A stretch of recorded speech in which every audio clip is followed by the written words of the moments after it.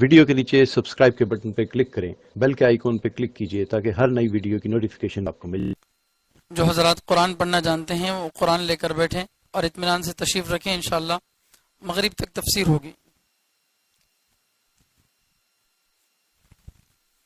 اس وقت آپ کے سامنے پارہ 28 سورۃ الحشر آیت نمبر 21 سے تلاوت کی جا رہی ہے۔ اعوذ باللہ من الشیطان الرجیم، بسم اللہ الرحمن الرحیم۔ لو انزلنا هذا القرآن على جبل لرأيته خاشعا متصدعا من خشية الله وتلك الأمثال نضربها للناس لعلهم يتفكرون هو الله الذي لا إله إلا هو عالم الغيب والشهادة هو الرحمن الرحيم هو الله الذي لا إله إلا هو الملك القدوس السلام المؤمن المهيمن العزيز الجبار المتكبر سبحان الله عما يشركون هو الله الخالق البارئ المصور له الأسماء الحسنى يسبح له ما في السماوات والأرض وهو العزيز الحكيم۔ سورة الممتحنة مدنية۔ بسم الله الرحمن الرحيم۔ يا أيها الذين آمنوا لا تتخذوا عدوي وعدوكم أولياء تلقون إليهم بالمودة وقد كفروا بما جاءكم من الحق يخرجون الرسول وإياكم أن تؤمنوا بالله ربكم إن كنتم خرجتم جهادا في سبيلي وابتغاء مرضاتي تسرون إليهم بالمودة وأنا أعلم بما أخفيتم وما أعلم يفعله منكم فقد ضل سواء السبيل إن يثقفوكم يكونوا لكم أعداء ويبسطوا إليكم أيديهم وألسنتهم بالسوء وودوا لو تكفرون لا تنفعكم أرحامكم ولا أولادكم يوم القيامة يفصل بينكم والله بما تعملون بصير۔ صدق اللہ العظیم۔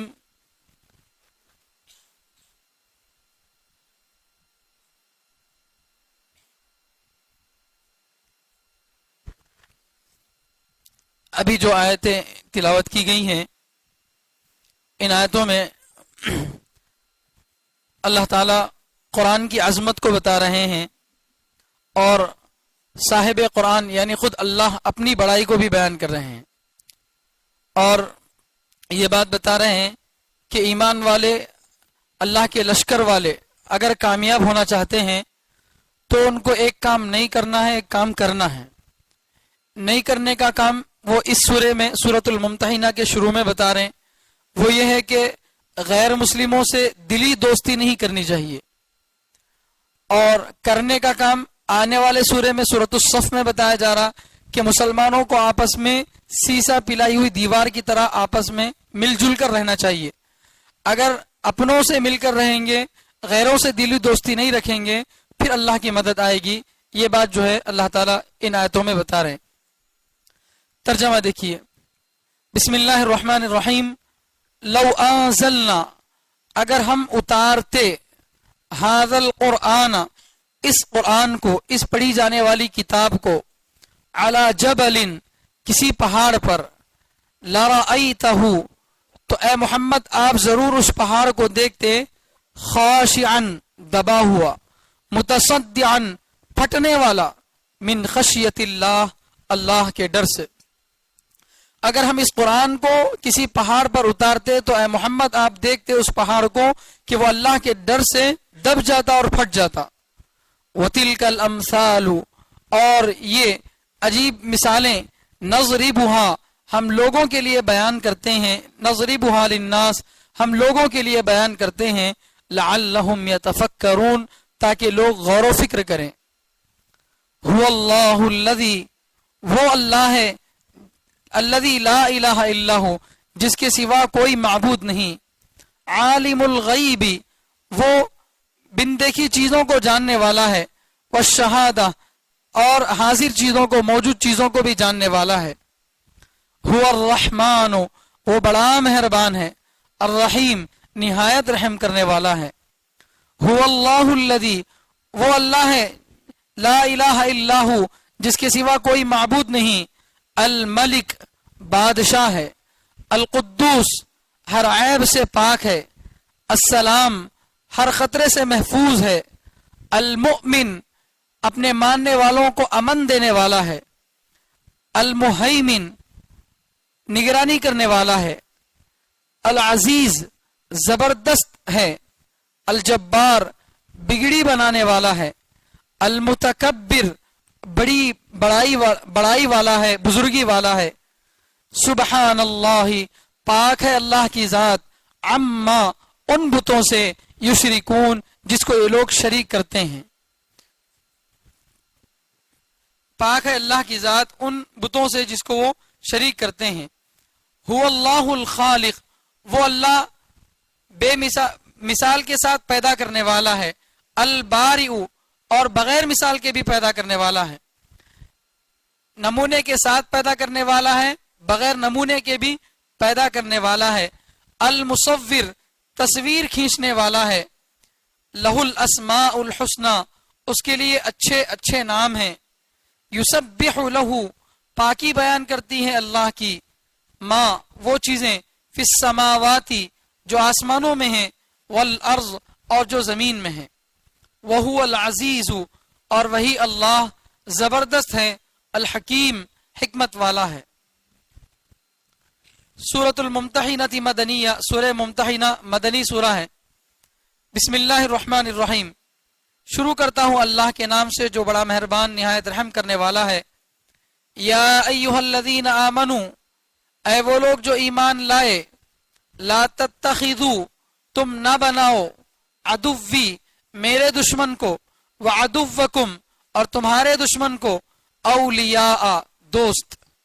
ऐ ईमान वालो, तुम मेरे और तुम्हारे दुश्मनों को दोस्त मत बनाओ, तुल्कून इलैहिम, तुम डालते हो उनकी तरफ, बिल मवद्दती, मोहब्बत का पैगाम, उनकी तरफ तो मोहब्बत का पैगाम आगे बढ़ाते हो, वक़द कफरू, जबकि उन्होंने इनकार किया, बिमा, उस हक का, जाअकुम, जो तुम्हारे पास आया, जबकि उन्होंने उस हक का इनकार किया जो तुम्हारे पास आया, युखरिजून रसूला, वो निकालते हैं पैगंबर को, व इय्याकुम, और तुमको, अन तुमिनू बिल्लाह, इस वजह से कि तुम ईमान लाते हो अल्लाह पर, रब्बिकुम, जो तुम्हारा परवरदिगार है, इन कुंतुम खरजतुम, अगर तुम निकले हो, जिहादन फी सबीली, मेरे रास्ते में जिहाद करने के लिए, वब्तिगा मरज़ाती, और मेरी रजामंदी को तलाश करने के लिए,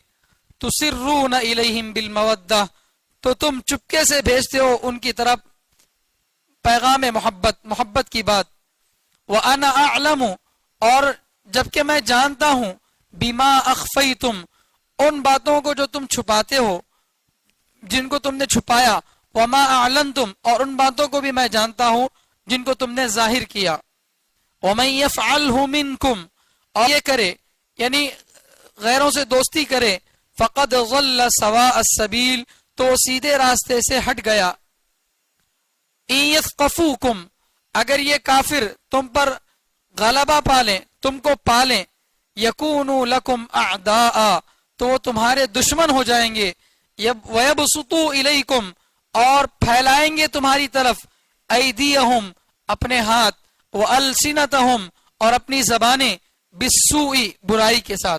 अगर ये तुम पर काबू पालें तो तुम्हारी तरफ जो है अपने हाथों और जबानों को बुराई के साथ आगे बढ़ाएंगे, ववद्दू, और दिल से तमन्ना करेंगे, लौ तकफुरून, काश के तुम काफिर बन जाते, लन तनफअकुम अरहामुकुम, हरगिज नफा नहीं देंगी तुमको तुम्हारी रिश्तेदारियां, वला औलादुकुम, और ना तुम्हारी औलाद, यौमल क़ियामह, क़ियामत के दिन, यफ़सिलु बैनकुम, अल्लाह तुम्हारे दरमियान फैसला कर देंगे, अल्लाह तुम्हारे दरमियान फर्क कर देंगे।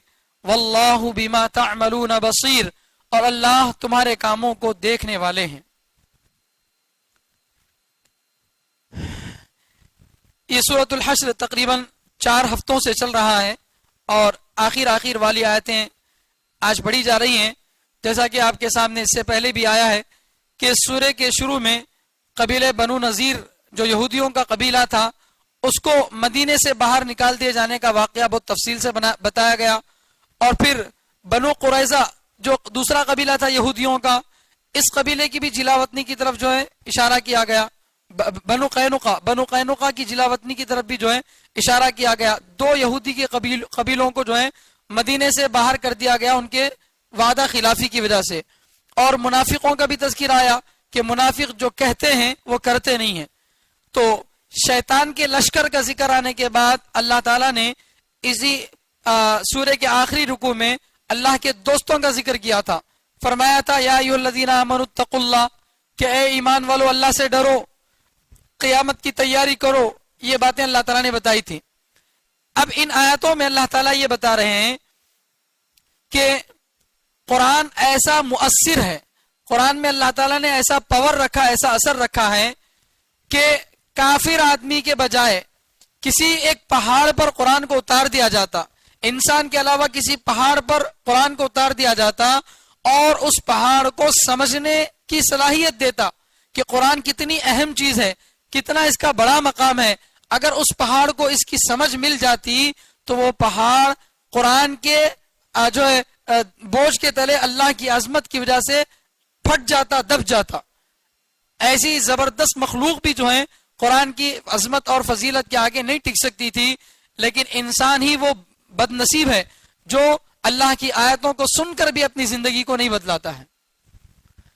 तो इसलिए अल्लाह ताला इसमें जो है इशारा दे रहे हैं कि आदमी को अपना दिल नर्म करना चाहिए। देखिए पहाड़, बल्कि दुनिया की कोई भी चीज हो, हर चीज में अल्लाह ने एक शुऊर रखा है, एक एहसास रखा है। हर चीज के अंदर अल्लाह ने एहसास रखा है, हर चीज अल्लाह की तस्बीह बयान करती है, जैसा कि इस सूरह के आखिर में भी आएगा। तो पहाड़ भी अल्लाह की एक मखलूक है, उसके अंदर भी एहसास है, लेकिन इंसान के अंदर एहसास ज्यादा है और एहसास के साथ साथ इंसान के अंदर शहवतें भी ज्यादा हैं। इंसान के अंदर शहवतें भी ज्यादा हैं। इंसान अगर अपनी शहवतों को बढ़ाता है तो फिर अल्लाह का कलाम या रसूलुल्लाह सल्लल्लाहु अलैहि वसल्लम की हदीसें उसके दिल पर असर नहीं करती। गुनाहों की वजह से आदमी के दिल से नूर निकल जाता है, फिर आदमी का दिल जंग लग जाता है, इंसान के दिल पर पर्दा पड़ जाता है, हक बात नजर नहीं आती, उस पर अमल करने की तौफीक नहीं मिलती। तो इस तरफ इशारा अल्लाह ताला कर रहे हैं, खास तौर पर उन यहूदियों की तरफ, उन मुशरिकीन की तरफ जिन्होंने कुरान करीम की आयतों को सुनने के बावजूद उसका इनकार किया। अल्लाह फरमाते हैं कि कुरान तो ऐसा है कि अगर इसको पहाड़ पर उतार दिया जाता तो भी इसकी अजमत के सामने वो दब जाता, फट जाता। चुनांचे अल्लाह फरमा रहे लौ अंज़लना हाज़ल कुरान, अगर हम उतारते इस कुरान को अला जबलिन, किसी पहाड़ पर, ला रअयतहु, तो ऐ नबी आप जरूर उस पहाड़ को देखते, खाशिअन मुतसद्दिअन, फटा हुआ, दबा हुआ, मिन खशियतिल्लाह, अल्लाह के डर से। किसी की बड़ाई को सामने रखकर जो डरते हैं उसे बोलते हैं खशियत। जैसे उस्ताद से तालिब इल्म डरता है, क्यों? उस्ताद की अजमत दिल में है, उस्ताद की इज्जत दिल में है। किसी की इज्जत की वजह से डरना है खशियत, किसी से नुकसान से बचने के लिए डरना खौफ है। तो अल्लाह की अजमत को दिल में रखते हुए, अल्लाह के बुलंद मकाम को सामने रखते हुए आदमी डरे, ये खशियतिल्लाह है। तो अगर एक पहाड़ बेजान मखलूक पर भी कुरान को अल्लाह ताला उतारते और उसको समझने की तौफीक देते तो फिर ये कुरान क्या होता, इस बोझ को बर्दाश्त नहीं कर सकता था, कुरान की अजमत के आगे क्या हो जाता, रेजा रेजा हो जाता था। लेकिन शहवतों को गालिब करके, गुनाहों की वजह से अपना दिल काला करके कुरान की आयतों को सुनकर भी एहसास नहीं लेता। तो अल्लाह ताला इसमें नसीहत कर रहे हैं, वतिलकल अमसालु नज़रिबुहा लिन्नास, और ऐसी मिसालें जैसे अभी बता रहे हैं अल्लाह के पहाड़ पर उतारते तो ऐसा हो जाता, ऐसी अजीब मिसालें अल्लाह क्यों बयान करते हैं, लअल्लहुम यतफक्करून, ताकि लोग कुरान में गौर व फिक्र करें, ताकि लोग अल्लाह की निशानियों में गौर व फिक्र करें, قرآن کی آیتوں میں غور و فکر کریں. وفی کل شیء لہ آیۃ تدل علی انہ واحد، ہر چیز میں ایک نشانی ہے جو اس بات کو کہہ رہی ہے کہ اللہ ایک ہے، اللہ ایک ہے. تو آدمی اگر غور کرے گا، انسان اپنی عقل کو استعمال کرے گا، تو پھر اس کو اللہ کی ہر چیز میں جو ہے قدرت نظر آئے گی. تو اس کو اللہ تعالیٰ جو ہے آیتوں میں نشانیوں میں غور کرنے کی طرف دعوت دے رہے ہیں. اب تک قرآن کی عظمت کو بتایا گیا کہ قرآن کیسا عظمت والا کلام ہے، اس کی اہمیت کیا ہے. اب صاحب قرآن، قرآن کو اتارنے والا اللہ، وہ کیسا ہے اس کو بتایا جا رہا. کیونکہ کسی کی بات کی اہمیت اس وقت ہمارے سامنے ہوتی ہے جب بولنے والے کی اہمیت ہمارے سامنے ہو. اگر کوئی بات اچھی ہو لیکن بولنے والا کوئی عام آدمی ہے تو آدمی جلدی اس پر جو ہے توجہ نہیں کرتا، یہ تو دیوانہ آدمی ہے، عام آدمی ہے، جھوٹا آدمی ہے، اس کی بات کا کیا اعتبار ہے. لیکن اگر کوئی بڑا آدمی چھوٹی بات بھی اگر بول دیتا ہے تو اس کی بات کی طرف کیا ہوتی ہے؟ اہمیت ہوتی ہے.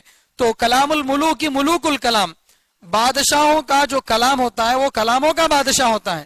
اللہ تعالیٰ بہترین کلام کرنے والے ہیں. قرآن کی خصوصیت یہ ہے کہ صرف اللہ تعالیٰ کا یہی ایک جو ہے قرآن کلام ہے. اللہ تعالیٰ نے ویسے تو 100 کے قریب کتابوں کو اللہ نے آسمان سے اتارا، بڑی بڑی کتابیں 4 اتری اور ان کے علاوہ صحیفے چھوٹے بڑے اللہ تعالیٰ نے اتارے. لیکن ان میں سے کسی کو اللہ تعالیٰ نے کلام نہیں کہا. کلام صرف اللہ کا ہے. قرآن کے علاوہ کوئی اور کتاب کلام نہیں ہے. وہ یا تو فرشتے کی کہی ہوئی بات ہوتی تھی اللہ کی طرف سے، یا پھر نبی کی زبان سے بولی ہوئی بات ہوتی تھی. اسی لیے پچھلے زمانے کی جو کتابیں تھیں ان میں تبدیلی ہو سکتی تھی. تورات میں، انجیل میں لوگوں نے تبدیلیاں کر لی. بِمَسْتُحْفِظُوا مِن کتاب اللہ. تو قرآن میں اللہ تعالیٰ اس بات کی طرف اشارہ کر رہے ہیں کہ دوسری جو کتابیں ہیں وہ کتاب اللہ ہیں، اللہ کی کتاب ہے، لیکن اللہ کی بات نہیں ہے. اور قرآن وہ ہے جو نہ زبان نبی علیہ الصلوۃ والسلام کی زبان سے نکلا ہوا نہیں ہے، نہ جبریل علیہ السلام کی زبان سے نکلا ہوا ہے، بلکہ یہ خود اللہ کی ذات سے نکلا ہوا ہے. اسی لیے قرآن کے اندر ہرگز تبدیلی ممکن نہیں ہے.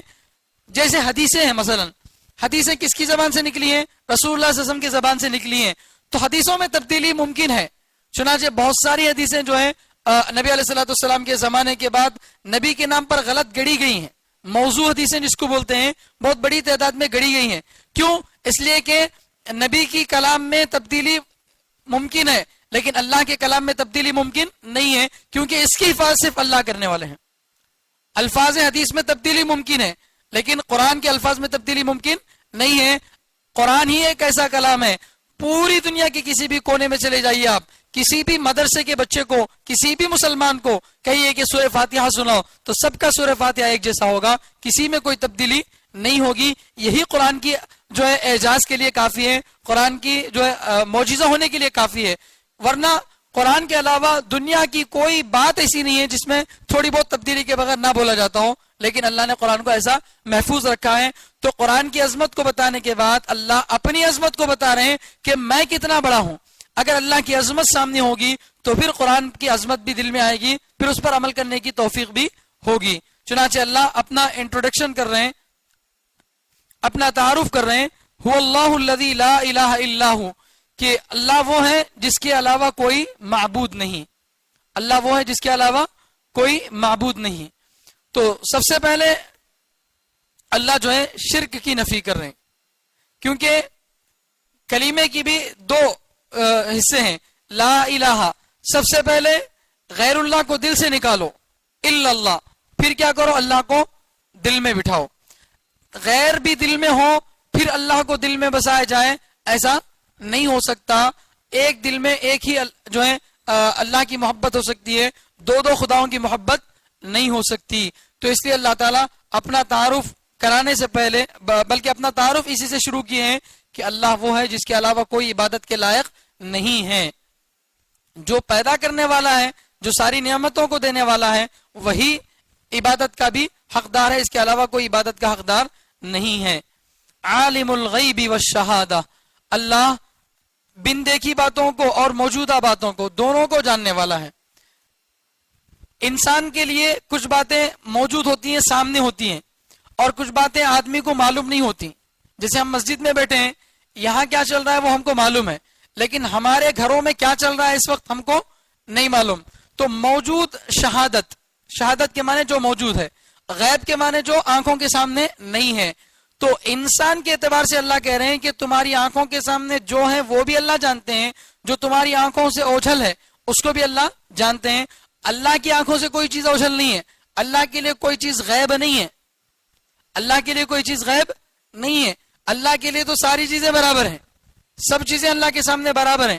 تو یہ غیب اور شہادت کا جو فرق ہے وہ انسانوں کے اعتبار سے ہے. ہم کو سمجھنے کے لیے بتایا گیا کہ جو چیزیں تمہارے سامنے ہیں اس کو بھی اللہ تعالیٰ جانتے ہیں، اور جو تمہارے سامنے نہیں ہے اس کو بھی اللہ تعالیٰ جانتے ہیں. اللہ کا علم اتنا زیادہ محیط ہے.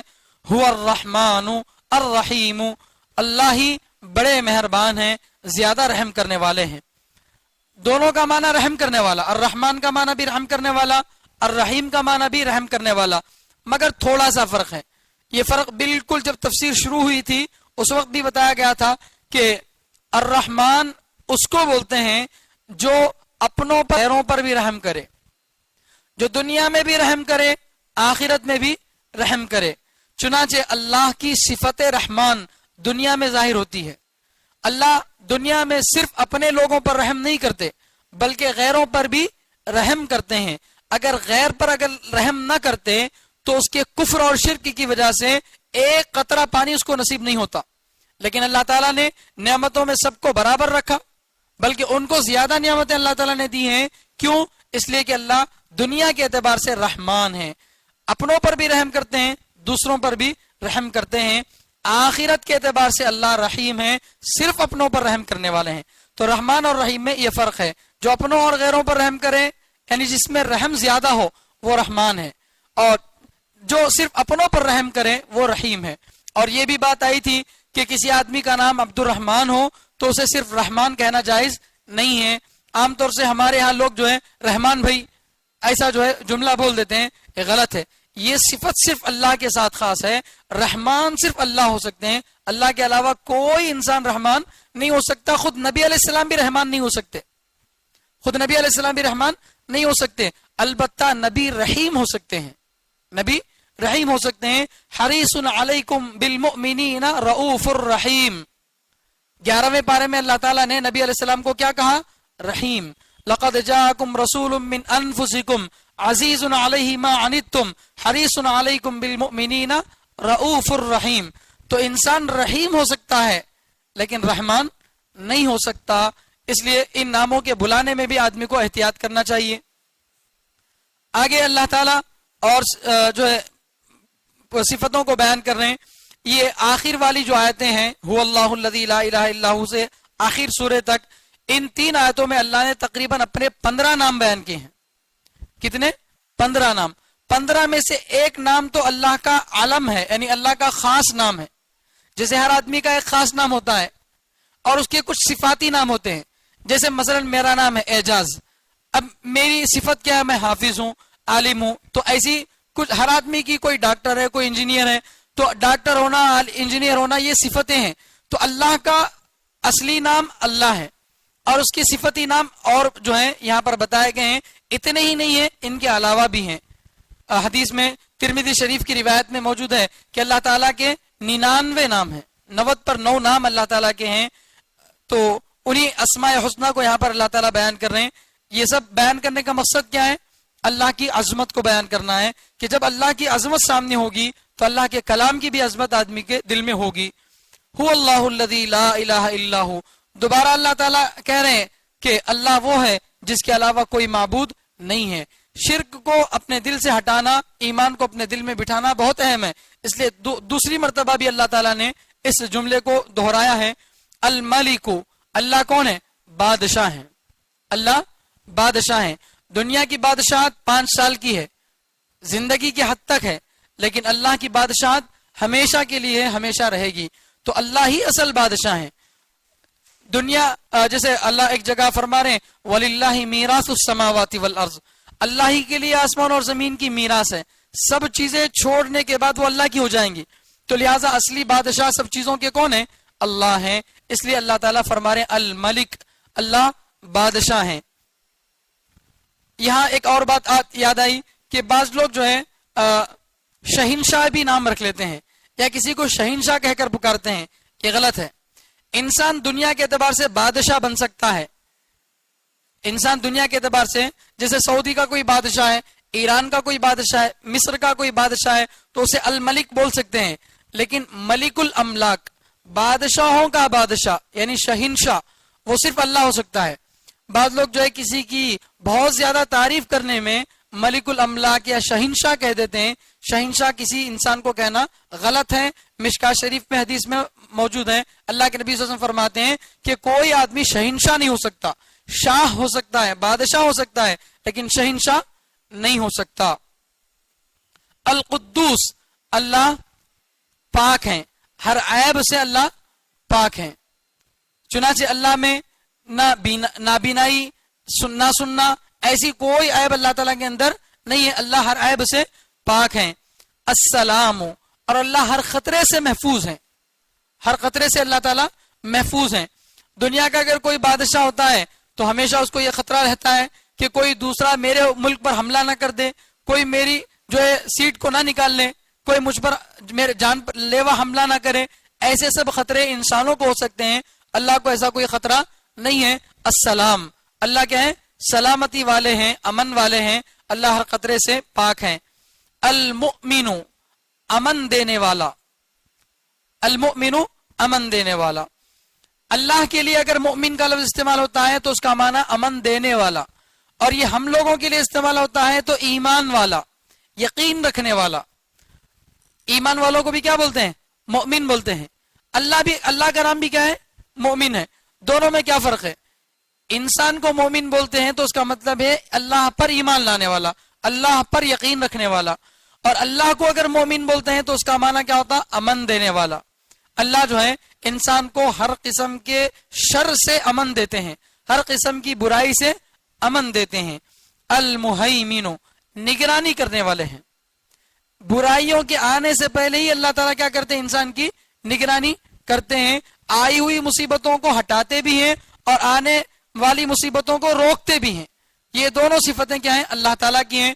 چنانچہ ہم جب رات میں سوتے ہیں تو چھوٹی چھوٹی مخلوق، کیڑے مکوڑے، چیونٹیاں، کتنی ایسی باریک باریک چھوٹی چھوٹی مخلوق ہیں، اگر ہمارے کان میں گھس جاتی، ناک میں گھس جاتی یا بدن کے کسی حصے میں گھس جاتی تو کتنا جو ہے انسان کا نقصان ہوتا، لیکن اللہ تعالیٰ فرشتوں کے ذریعے انسان کی نگرانی کرتے ہیں، تو اللہ تعالیٰ کی صفت ہے نگرانی کرنے والا۔ اللہ زبردست ہے، اللہ زبردست ہے، اللہ سے زبردست، اللہ سے بہترین کوئی نہیں ہے۔ الجبار، اللہ تعالیٰ بگڑی بنانے والے ہیں، اللہ بگڑی بنانے والے ہیں۔ ہماری اگر جو ہے حالات بگڑے ہوئے ہیں تو ہم بجائے ان کو سنانے کے اللہ کو سنائیں، دوست احباب کو سنانے کے بجائے کس کو سنائیں؟ اللہ کو سنائیں۔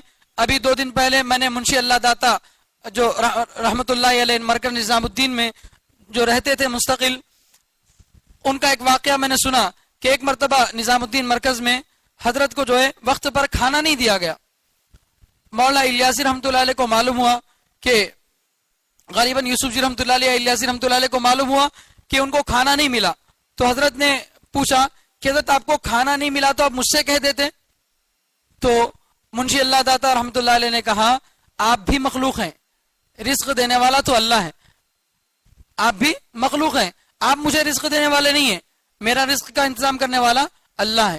تو یہ جو ہے ان کے اندر یقین تھا، ایسے زبردست یقین رکھنے والے تھے۔ الجبار، تو بگڑی بنانے والا، ہر مصیبت کو جو دور کرنے والا کون ہے؟ اللہ ہے، الجبار۔ المتکبر، بڑی عظمت والا ہے، اللہ کیا ہے؟ بڑی عظمت والا ہے۔ یہ اللہ تعالیٰ کے جو ناموں کا سرسری ترجمہ کیا جا رہا ہے یہ اتنا نہیں ہے، اس میں بہت بڑی گہرائی چھپی ہوئی ہے۔ اللہ تعالیٰ کے ناموں کے اوپر ہی مستقل کتابیں لکھی گئی ہیں، اللہ کے 99 نام پر ہی بڑی بڑی کتابیں لکھی گئی ہیں۔ ایک ایک نام کی کیا کیا خصوصیت ہے، کیونکہ جو نام اللہ نے اپنے لیے چنا ہے وہ نام ظاہر بات ہے کیسا ہوگا، تو لہٰذا ان ناموں کی جو وضاحت کی جا رہی ہے بہت سرسری انداز میں کی جا رہی ہے، ورنہ اس کی حقیقت میں جائیں گے تو ایک ایک نام کی وضاحت کرتے ہوئے ختم ہو جائے گا وقت۔ المتکبر، بڑی عظمت والا ہے۔ متکبر کا لفظ جو ہے انسان کے لیے استعمال کرنا صحیح نہیں ہے۔ جیسے رحمان انسان کے لیے استعمال نہیں کیا جا سکتا، متکبر کا لفظ بھی انسان کے لیے استعمال نہیں کیا جا سکتا. کیوں؟ اس لیے کہ متکبر کا معنی بڑائی کا دعویٰ کرنے والا، بڑائی کا دعویٰ کرنے والا. جو بڑائی کا مالک ہے وہ اگر دعویٰ کرے تو دعویٰ صحیح ہے، اللہ بڑائی والے ہیں. تو اللہ اگر اپنے بارے میں دعویٰ کرتے ہیں کہ میں متکبر ہوں تو اللہ کا دعویٰ صحیح ہے. لیکن مخلوق اللہ کے علاوہ کوئی بھی ہو اس کے لیے بڑائی نہیں ہے، وہ بڑائی والا نہیں ہے. اگر وہ اپنے لیے دعویٰ کرتا ہے تو یہ جھوٹا دعویٰ ہے. اس لیے انسان اپنے آپ کو متکبر نہیں کہہ سکتا، متکبر کہنا نہیں چاہیے، کوئی بڑائی والا انسان نہیں ہے. سبحان اللہ عما یشرکون، پاک ہے اللہ کی ذات ان بتوں سے جس کو یہ شریک ٹھہراتے ہیں. اللہ کے علاوہ جن جن بتوں کی پوجا کرتے تھے اللہ تعالیٰ فرماتے ہیں ان سب بتوں سے اللہ تعالیٰ پاک ہیں، ان کی مدد کی، ان کے سہارے کی اللہ کو ضرورت نہیں ہے. هو اللہ الخالق، اللہ وہ ہے جو نمونے کے ساتھ پیدا کرنے والے ہیں. البارئ، بغیر نمونے کے پیدا کرنے والے ہیں. خالق کا معنی بھی پیدا کرنے والا، البارئ کا معنی بھی پیدا کرنے والا.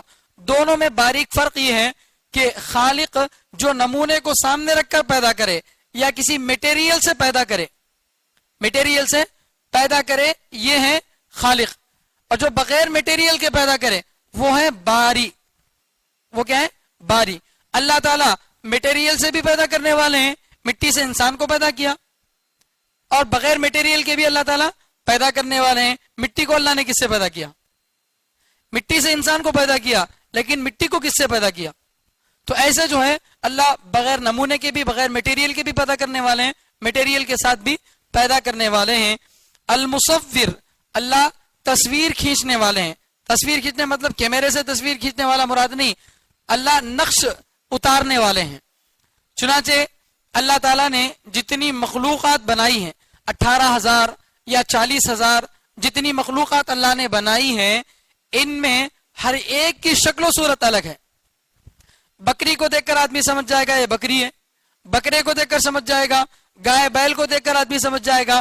کوئی مخلوق آپس میں ایک دوسرے سے ملتی جلتی نہیں ہے، آدمی کو ڈاؤٹ نہیں ہوتا کہ یہ کون جانور ہے. اور پھر انسانوں کو لے لیجئے، انسان میں مرد الگ ہے، عورت الگ ہے، اور پھر اس میں بھی مرد میں بھی رنگ روپ کا فرق ہے، صفات کا فرق ہے. تو اس طرح سے اللہ تعالیٰ نے ہر ایک کی تصویر الگ بنائی ہے، ہر ایک کی تصویر الگ بنائی ہے. تو اللہ مصور ہیں، لیکن اللہ تصویر بنانے والے ہیں یہ سمجھ کر کوئی انسان تصویر نہیں بنا سکتا. تصویر بنانا انسان کے لیے حرام ہے، تصویر بنانا انسان کے لیے حرام ہے. کچھ صفتیں اللہ تعالیٰ کی وہ جو صرف اللہ کے ساتھ خاص ہے، جو صرف اللہ کے ساتھ خاص ہیں، اللہ کے علاوہ کسی کے لیے وہ کرنا جائز نہیں ہے. نبی علیہ الصلوۃ والسلام کی بھی کچھ خصوصیتیں ایسی ہیں جو صرف نبی کے لیے جائز ہیں، نبی کے علاوہ کسی اور کے لیے جائز نہیں ہے. نبی کا ہر کام ہمارے لیے سنت نہیں ہے. جیسے نبی علیہ الصلوۃ والسلام نے 11 نکاح کیے تو ہم اس کو سنت سمجھ کر نکاح نہیں کر سکتے. اللہ نے قرآن میں کہا ان وهبت نفسها للنبي ان اراد النبي ان يستنكحها خالصة لك من دون المؤمنين. اس آیت میں اللہ فرما رہے ہیں کہ بغیر مہر کے نبی کے لیے نکاح جائز ہے، لیکن ہمارے لیے ایسا جائز نہیں ہے. تو بہت ساری خصوصیتیں نبی کے لیے ہیں، وہ عام مومنوں کے لیے نہیں ہیں. ایسا ہی اللہ کے کچھ نام ایسے ہیں جن کو آدمی اختیار کرنا چاہیے. اللہ رحم کرنے والے ہیں، انسان کو بھی رحم کرنا چاہیے مخلوقات پر، لیکن اللہ متکبر ہیں، اس لیے ہم بھی کیا تکبر کرنا شروع کر دیں، یہ غلط ہے. تو مصور بھی ایسا ہی نام ہے کہ اللہ تصویر بنانے والے ہیں، مگر انسان کو تصویر بنانا جائز نہیں ہے. لہ الاسماء الحسنی، اللہ کے لیے اچھے اچھے نام ہیں، اللہ کے لیے اچھے اچھے نام ہیں. کتنے نام ہیں اس کو یہاں ذکر نہیں کیا گیا، لیکن جیسا کہ میں نے بتایا حدیث میں اس کی وضاحت ہے. ایک ہی جگہ پر پورے 99 نام اللہ تعالیٰ کے جو ہے بتائے گئے ہیں. ان ناموں کے ذریعے سے وہ پکارو. اللہ نے قرآن میں فرمایا وَلِلَّهِ الْأَسْمَاءُ الْحُسْنَى فَادْعُوهُ بِهَا، اللہ کے بہت سے اچھے نام ہیں، انہی ناموں سے اللہ کو جو ہے پکارا کرو. يُسَبِّحُ لَهُ مَا فِي السَّمَاوَاتِ وَالْأَرْضِ. اب اللہ تعالیٰ اپنی بڑائی بیان کرنے کے بعد فرما رہے ہیں کہ زمین اور آسمان میں رہنے والی ہر چیز، چاہے وہ جاندار ہو بے جان ہو، ہر چیز اللہ کی پاکی بیان کرتی ہیں، اللہ کی تسبیح بیان کرتی ہیں. تسبیح کیسے بیان کرتی ہیں؟ ایک تسبیح تو بیان کرنے کا مطلب یہ ہے کہ آسمان اپنی جگہ پر کھڑا ہے، برسوں سے ہزاروں سال سے کھڑا ہے، وہ اپنی جگہ سے اس میں جو ہے دراڑ نہیں آیا، وہ ٹوٹا نہیں، گرا نہیں، تو یہ اپنی جگہ پر رہ کر یہ کہہ رہا ہے کہ اگر مجھ کو کوئی اختیار ہوتا تو میں کبھی کا یہاں سے ہٹ جاتا، میں کبھی کا یہاں سے ہٹ جاتا، لیکن وہ مجبور ہے اللہ کے حکم کے سامنے، اسی لیے وہ وہاں پر ٹھہرا ہوا ہے۔ اللہ تعالیٰ نے جتنی چیزوں کو بنایا سب چیزیں اپنے اپنے حساب سے کام کر رہی ہیں۔ سورج جو زمین سے کئی لاکھ گنا بڑا ہے لیکن وہ وقت پر نکلتا ہے، وقت پر ڈوبتا ہے، اس میں کوئی چھٹی نہیں ہے۔ تو سورج اور چاند کا نظام، ہواؤں کا نظام، یہ سارا جو نظام اللہ تعالیٰ نے چلایا ہے، ان سب چیزوں کا اپنے اپنے وقت پر اپنا اپنا کام کر لینا، یہ بھی ایک تسبیح ہے، یہ بھی ایک تسبیح، عمل سے تسبیح، عمل سے اللہ کی پاکی بیان کر رہی ہیں کہ ہم اگرچہ بظاہر تمہاری نگاہوں میں بڑے ہیں، ہم جسم کے اعتبار سے آسمان بڑے ہیں، پہاڑ جسم کے اعتبار سے بڑا ہے، لیکن ہماری بڑائی اللہ کے سامنے کچھ نہیں چلتی، ہم تو اس کے حکم کے تحت ہیں، وہ جو کہے گا وہی کریں گے، جس کو جس ذمہ داری پر لگا دیا اسی ذمہ داری پر وہ لگا رہے گا۔ یہ ہے اپنے عمل سے اللہ کی پاکی بیان کرنا۔ اور ممکن ہے کہ زبان سے بھی تسبیح کر رہے ہوں، زبان سے بھی تسبیح کر رہے ہوں، زبان سے کیسے تسبیح کر سکتے ہیں؟ کرتے ہیں لیکن ہم نہیں سمجھتے۔ وَإِن مِّن كُلِّ شَيْءٍ إِلَّا يُسَبِّحُ بِحَمْدِهِ وَلَكِن لَّا تَفْقَهُونَ تَسْبِيحَهُمْ۔ اللہ قرآن میں دوسری جگہ فرما رہے ہیں کہ دنیا کی ہر چیز اللہ کی پاکی بیان کرتی ہے لیکن تم اس کی پاکی کو سمجھ نہیں سکتے، تم اس کی پاکی کو سمجھ نہیں سکتے۔ تو اس طرح سے جو ہے اللہ تعالیٰ کی پاکی بیان کرتی ہیں آسمان اور زمین میں رہنے والی ساری چیزیں۔ وَهُوَ الْعَزِيزُ الْحَكِيمُ، اور اللہ ہی ہے زبردست اور حکمت والا، زبردست طاقت والا اور حکمت والا۔ جو حکم اللہ تعالیٰ دیتے ہیں حکمت سے دیتے ہیں، اس لیے آدمی کو بغیر چوں چرا کیے کہ یہ کیوں وہ کیوں، اپنی عقل کو استعمال کیے بغیر اللہ کے احکام پر آدمی کیا کرے؟ اپنا سر جھکا دے، یہ انسان کی عبدیت ہے۔ اس لیے اللہ تعالیٰ فرما رہے حکیم، اللہ حکمت والے ہیں۔ اب آگے جو سورہ ہے یہ سورۃ الممتحنہ ہے۔ سورۃ الممتحنہ یہ اس سورے میں 2 رکوع ہیں اور تقریباً 13 آیتیں ہیں۔ اس سورے کا جو نام ہے 2 طریقے سے پڑھا جائے گا، اس کو سورۃ الممتحنہ یا سورۃ الممتحنہ۔ ہاں پر زبر بھی پڑھ سکتے ہیں، زیر بھی پڑھ سکتے ہیں، ممتحہ ممتحی 2 بھی پڑھ سکتے ہیں۔ ممتحنہ کے معنی امتحان لی ہوئی عورت، ممتحنہ کے معنی وہ عورت جس کا امتحان لیا گیا۔ اب اس سورے کا نام ایسا کیوں رکھا گیا ہے؟ وہ اس لیے رکھا گیا ہے کہ اس سورے کے آخر میں اللہ تعالیٰ جو عورتیں ہجرت کر کے آ رہی ہیں مکے سے مدینے کو، تو نبی کو حکم دے رہے ہیں کہ اے نبی آپ ان کا امتحان لیجئے کہ یہ مکہ چھوڑ کر مدینے کو جو آ رہی ہیں کس واسطے آ رہی ہیں؟ اللہ پر ایمان لا کر ہجرت کر کے آ رہی ہیں یا پیسہ کمانے کے لیے آ رہی ہیں یا کسی سے نکاح کرنے کے لیے آ رہی ہیں؟ اگر ان کا مقصد ہجرت ہو، ایمان ہو، تو پھر ان کو ان سے جو ہے بیعت کیجیے، ان پر بیعت کیجیے، یہ اللہ تعالیٰ کہہ رہے ہیں۔ تو ممتحنہ کے معنی وہ عورت جس کا امتحان لیا گیا۔ تو چونکہ اس سورے میں عورتوں کا امتحان لیا جا رہا تھا اس لیے اس کو جو ہے ممتحنہ پڑھ سکتے ہیں، یا سورت کا نام ممتحنہ بھی ہو سکتا ہے۔ ممتحنہ کے معنی امتحان لینے والی، آزمائش والی سورت، آزمائش والی سورت۔ تو اس سورے میں اللہ تعالیٰ جو ہے بہت ساری چیزوں کو انسان کے لیے آزمائش کے طور پر رکھے ہیں کہ مومن کو ایسا ایسا ہونا چاہیے، ایسا ایسا نہیں ہونا چاہیے، چوری نہیں کرنا چاہیے، زنا نہیں کرنا چاہیے، شرک نہیں کرنا چاہیے، کچھ چیزوں کے نہ کرنے کا حکم دیا اور کچھ چیزوں کے کرنے کا حکم دیا۔ تو یہ آزمائش ہے، اس لیے سورۃ الممتحنہ بھی پڑھ سکتے ہیں، امتحان لینے والی سورت۔ اور یہ سورت مدنی ہے، یعنی نبی علیہ الصلوۃ والسلام کے مدینہ منورہ کو جانے کے بعد اترنے والی سورتوں میں سے ایک سورت ہے۔ بسم اللہ الرحمن الرحیم۔ یا ایھا الذین آمنوا، اس سورے کا ایک شان نزول ہے۔ شان نزول کس کو بولتے ہیں؟ کسی سورے کا یا کسی آیتوں کے اترنے کا اگر کوئی واقعہ ہو، اس واقعے کو کیا بولتے ہیں؟ شان نزول۔ کچھ آیتیں تو اللہ تعالیٰ نے اپنی طرف سے لوگوں کے فائدے کے لیے اتار دی ہیں، ان کا کوئی واقعہ کوئی سبب نہیں بنا، لیکن کچھ آیتیں ایسی ہیں کہ کسی نے آ کر نبی سے سوال کیا یا نبی کے زمانے میں کوئی واقعہ پیش آیا تو اس واقعے کے پس منظر میں، اس کے بیک گراؤنڈ میں اللہ تعالیٰ سورہ اتارتے ہیں یا کوئی آیتیں اتارتے ہیں تو اس واقعے کو کیا بولتے ہیں؟ شان نزول. تو اس سورے کے اترنے کا بھی ایک شان نزول ہے. وہ کیا ہے؟ مدینہ منورہ کو جانے کے بعد اللہ کے نبی صلی اللہ علیہ وسلم کو ایک خطرہ تو خود یہودیوں سے تھا جو مدینے میں رہتے تھے، بڑی تعداد میں تھے، اور دوسرا خطرہ مکے کے قریش سے بھی تھا. مدینے کو ہجرت کرنے کے باوجود مکہ ابھی بھی قریش کے ہاتھ میں تھا اور پورے عرب کی نگاہیں مکے پر جمی ہوئی تھیں. پورے عرب کی پورے ملک کی نگاہیں مکہ مکرمہ پر جمی ہوئی تھی کہ اس پر جو غالب آ جائے گا، یہ جو حاصل کر لے گا وہی برحق ہوگا. چنانچہ مکے کا فتح ہونا ضروری تھا. مکے کا نبی کے زمانے میں فتح ہونا ضروری تھا، کیونکہ وہ لوگ یہ سمجھتے تھے کہ جس کے ہاتھ میں مکہ اسی کو جو ہے صحیح دین حاصل ہے، وہی صحیح دین والا ہے. جس کی لاٹھی اس کی بھینس جیسے بولتے نا، تو جس کے پاس مکہ ہے اسی کے پاس گویا صحیح دین ہے. وہ لوگ ایسا سمجھتے تھے. تو مکے کو فتح کرنا ضروری تھا. تو اب مدینہ منورہ کو آنے کے بعد یہودیوں سے اللہ کے نبی صلی اللہ علیہ وسلم نے کچھ معاہدات کیے تھے. ان یہودیوں نے ان وعدوں کو توڑ دیا، جس کی وجہ سے ان کو مدینے سے باہر بھیجنا پڑا. مدینے سے باہر چلے گئے. لیکن یہ لوگ مدینے سے باہر جانے کے بعد خاموش نہیں رہے. مکے کے قریش سے مل کر نبی علیہ الصلوۃ والسلام کے خلاف سازشیں رچے. چنانچہ جنگ بدر، جنگ احد، جو بڑی بڑی جنگیں ہوئی ہیں، ان جنگوں کی جو ہے وجہ یہی تھی کہ لوگ جا کے اکساتے تھے کہ تمہارے پاس سے آ کر یہاں پر بس گئے ہیں، اطمینان سے بیٹھے ہیں، تم ان کو اطمینان سے مت بیٹھنے دو. چنانچہ وہاں سے لشکر آتے تھے، نبی علیہ الصلوۃ والسلام سے ان کی لڑائی ہوتی تھی.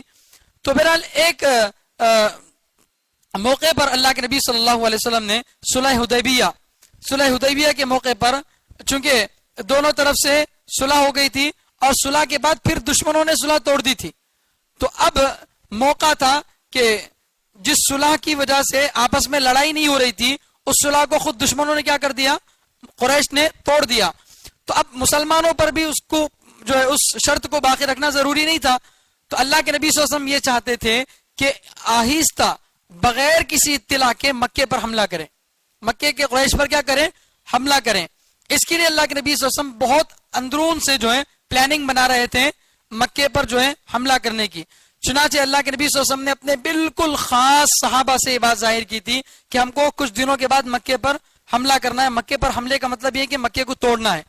مکے پر حملے کا مطلب مکے میں جو رہنے والے مشرک ہیں ان کو وہاں سے ہٹانا ہے، یہ مقصد تھا.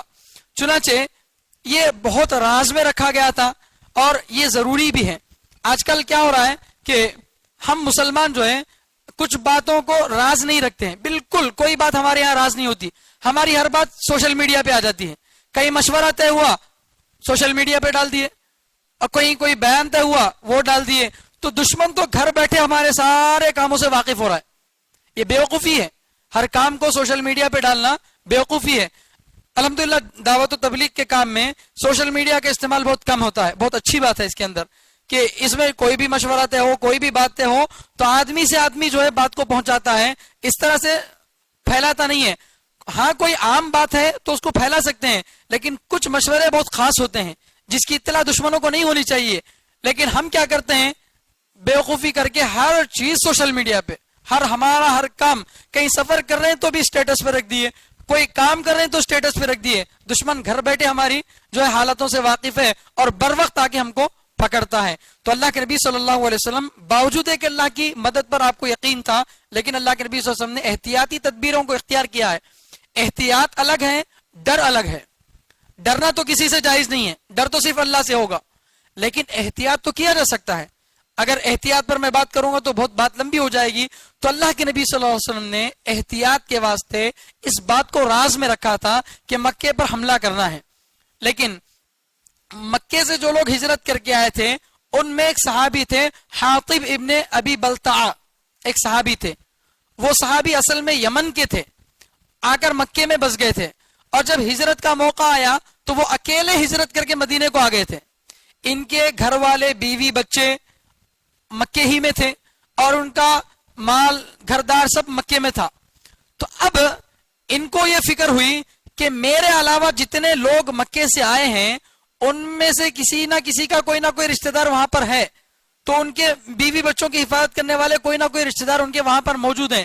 مگر میری بیوی بچوں کی حفاظت کرنے والا, میرے مال کی حفاظت کرنے والا مکے میں کوئی نہیں ہے, تو لہٰذا اب میں ایک کام کروں کہ مکے والوں پر میں کوئی احسان کر دوں تو اس کے بدلے میں وہ لوگ میرے مال کی حفاظت کر دیں, میرے بیوی بچوں کی کیا کر دیں, حفاظت کر دیں. اس مقصد سے انہوں نے کیا کیا, جو میٹر تھا اس کو لیک کر دیا. ایک چٹھی میں لکھ کر جو ہے ایک عورت کو جو مکے سے آئی تھی اس عورت کو دے دیا کہ یہ لے جا کے مکے کے جو سردار ہیں ان کو پہنچا دے کہ نبی علیہ الصلوۃ والسلام تمہارے اوپر حملہ کرنے والے ہیں. چٹھی میں وہ میٹر تھا. چنانچہ وہ عورت لے کر اس چٹھی کو نکل گئی. رسول اللہ صلی اللہ علیہ وسلم کو وحی کے ذریعے سے معلوم ہو گیا کہ اس طرح سے جو ہے یہ میٹر لیک ہونے والا ہے. تو اللہ کے نبی صلی اللہ علیہ وسلم نے حضرت علی رضی اللہ تعالیٰ عنہ کو اور کچھ صحابہ کو حکم دیا کہ جاؤ فلاں جگہ پر ایک عورت ملے گی, اونٹنی پر ہوگی, اور جا کر اس کے پاس سے وہ چٹھی نکال کر لانا. چنانچہ حضرت علی رضی اللہ تعالیٰ اور دوسرے صحابہ گئے اور جا کر اس کی تلاشی لیے, اس کے سامانوں کو دیکھا, اونٹ میں سامان وغیرہ سب تلاش کیا, مگر کوئی چٹھی نہیں ملی. تو انہوں نے سوچا کہ بھئی نبی کی بات تو جھوٹی نہیں ہو سکتی, لیکن اس کے پاس تو کوئی بظاہر پیغام نہیں مل رہا ہے. تو انہوں نے کہا کہ دیکھ ہم کو پکا یقین ہے کہ چٹھی تیرے پاس ہی ہے, اگر تو عزت سے چٹھی نکالتی ہے تو ٹھیک ہے, ورنہ تجھے ننگا کر دیں گے. دھمکی دینا جائز ہے, دھمکی دے سکتے ہیں. تو وہ دھمکی سننے کے بعد ڈر گئی.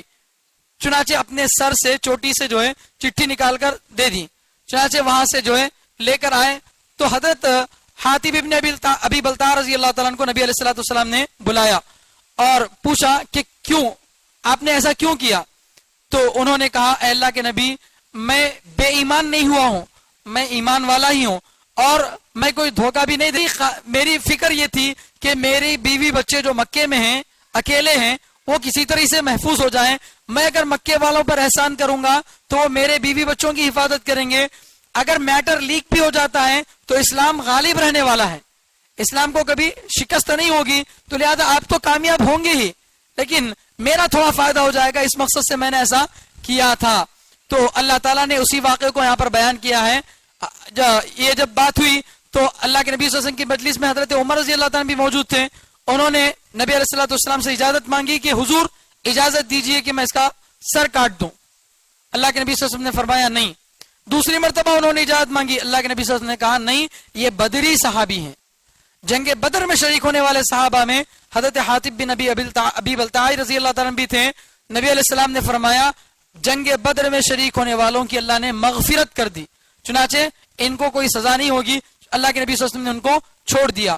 لیکن ان کا جو نظریہ تھا دشمنوں سے دوستی کا ہاتھ بڑھانا تاکہ وہ میرے بیوی بچوں کو محفوظ کر دیں, اس پر اللہ تعالیٰ روک کر رہے ہیں کہ ایسا کسی کو نہیں کرنا چاہیے, کیونکہ ایسا کرنے میں نقصان تمہارا ہے. دشمن چھوٹے موٹے احسان سے خوش ہونے والے نہیں ہیں, وہ تو تبھی خوش ہوئیں گے جب تم کھلم کھلا کافر بن جاؤ گے. جب تک تمہارے اندر ایمان موجود ہے وہ کبھی تم سے دوستی نہیں کر سکتے, وہ تبھی تم سے خوش ہوں گے جب اپنا ایمان چھوڑ کے کافر تم بن جاؤ. چنانچہ اللہ تعالیٰ انہی باتوں کو ان آیتوں میں بتا رہے ہیں. اچھا, یہاں ایک اور بات ہے کہ صحابی رسول ہونے کے باوجود ایسا کیوں کریں؟ صحابہ ایسا کر سکتے کیا؟ غلط کام ہے نا, گناہ کا کام ہے نا. تو اس کا جواب بھی بار بار دیا گیا ہے تفسیر میں کہ صحابہ محفوظ ہیں, معصوم نہیں ہیں. صحابہ محفوظ ہیں, معصوم نہیں ہیں. معصوم اور محفوظ میں کیا فرق ہے؟ نبی جو ہوتا ہے وہ معصوم ہوتا ہے. معصوم کا مطلب جس سے کوئی گناہ ہو ہی نہیں سکتا, جس سے کوئی گناہ ہو ہی نہیں سکتا. کسی نبی سے کوئی گناہ نہیں ہوا. وہ ابراہیم علیہ السلام یہ کرے, آدم علیہ السلام درخت کھا لیے, یہ جو باتیں آ رہی ہیں اس کو گناہ نہیں بولیں گے. خلاف اولا یعنی بہتر کام کے علاوہ کام انہوں نے کیا تھا, اس کو جو ہے گناہ نہیں بولیں گے. بہرحال تو نبی جو ہے معصوم ہوتے ہیں, ان سے کوئی گناہ نہیں ہو سکتا. لیکن صحابہ محفوظ ہوتے ہیں. محفوظ کا مطلب ان سے گناہ ہو سکتا ہے لیکن اللہ اس گناہ پر ان کو باقی نہیں رکھتے, اس گناہ پر ان کو اللہ باقی نہیں رکھتے. چنانچہ جو چیزیں اسلام میں قرآن میں بیان کی گئی ہیں, بیان کی ہیں یا رسول اللہ صلی اللہ علیہ وسلم نے حدیثوں میں بتائی ہیں, اگر رسول اللہ صلی اللہ علیہ وسلم کے زمانے میں ان پر عمل نہیں ہوتا, مثلا چوری کرنے پر ہاتھ کاٹنا, زنا کرنے پر سنسار کر دینا, پتھروں سے مار کر قتل کر دینا, یا کسی کو قتل کرنے والے کو بدلے میں قتل کر دینا, اسلام میں گناہوں پر جو سزائیں سنائی گئی ہیں، اگر یہ سزائیں نبی کے زمانے میں نافذ نہیں ہوتی، نبی کے زمانے میں کوئی چوری کا واقعہ نہیں، کوئی زنا کا واقعہ نہیں ہوتا، تو بعد میں آنے والے لوگ یہ کہہ سکتے تھے کہ اس اسلام کا کیا اعتبار جس پر خود نبی کے زمانے میں عمل نہیں ہوا، اس اسلام کا کیا اعتبار جس پر خود نبی کے زمانے میں عمل نہیں ہوا۔ چنانچہ اللہ تعالیٰ نے جو کام نبی کی شان کے مطابق ہو سکتے تھے وہ کام نبی سے کرائے گئے، جیسے نماز میں غلطی کر دینا، نماز کی رکعتوں میں غلطی کر دینا، یہ کام نبی کی شان کے خلاف نہیں تھا، اللہ نے نبی سے وہ کام کرایا تاکہ امت کو معلوم ہو کہ نماز میں غلطی ہونے کا مسئلہ کیا ہے۔ اگر کوئی صحابی غلطی نہیں کرتے تو ہم لوگوں کے لیے کتنی بڑی پریشانی ہوتی کہ نماز میں غلطی ہو جائے تو کوئی رہبری نہیں ملتی، لیکن وہ کام جو نبی کی ذات سے مناسب نہیں تھے تو اللہ تعالیٰ نے وہ کام کس سے کرائے؟ صحابہ سے کرائے۔ چنانچہ بعض صحابہ سے زنا ہوا، بعض صحابہ سے چوری کا گناہ ہوا، ایسے چھوٹے موٹے ایسے گناہ جو صحابہ سے ہوئے ہیں یہ اللہ تعالیٰ نے اس لیے کرائے تاکہ ان کا حکم امت کو معلوم ہو اور اسلام پر نبی کے زمانے میں عمل ہو جائے۔ اور جیسے ہی ان صحابی کا گناہ ہوتا تو آپ نے سنا ہے حکایت صحابہ میں اور حیات الصحابہ وغیرہ میں سنا ہے کہ صحابہ سے اگر کوئی گناہ ہوتا تو اتنی توبہ کرتے کہ اللہ کے نبی صلی اللہ علیہ وسلم فرماتے ہیں کہ اگر ان کی توبہ کو مدینے والوں پر تقسیم کر دیا جائے تو سب کی مغفرت ہو جائے، ایسی توبہ کرتے تھے۔ وہ ہماری طرح نہیں تھے گناہوں پر گناہ کرتے ہی جا رہے ہیں اور پھر بھی بہادر بنے بیٹھے ہیں۔ تو اس صحابی سے بھی یہاں جو گناہ ہوا ہے اس پر اللہ تعالیٰ خود مغفرت کا اعلان کر رہے ہیں، اللہ خود معافی کا اعلان کر رہے ہیں، لہذا ہم لوگوں کو یہ بولنے کی اجازت نہیں ہے کہ صحابی گنہگار ہیں نعوذ باللہ، ان کا کیا اعتبار، ایسی زبان نہیں کھولنا چاہیے۔ صحابہ کے بارے میں اپنی زبان کو لگام دینا چاہیے۔ صحابہ پورے کے پورے برحق ہیں، ان پر ایمان لانا ضروری ہے۔ وقت مکمل ہو چکا ہے، مغرب کی نماز کا بھی وقت تقریباً ہو چکا ہے، اس لیے اس سورے کا جو ترجمہ ہے وہ انشاءاللہ ترجمہ اور تفسیر آئندہ جمعہ میں بتائی جائے گی۔ اللہ تعالیٰ سے دعا ہے کہ اللہ تعالیٰ ہم سب کو کہنے سننے سے زیادہ عمل کرنے کی توفیق عطا فرمائے۔ بحمدہ سبحانک اللہم و بحمدک ونشہد ان لا الہ الا انت ونستغفرک ونتوب الیک۔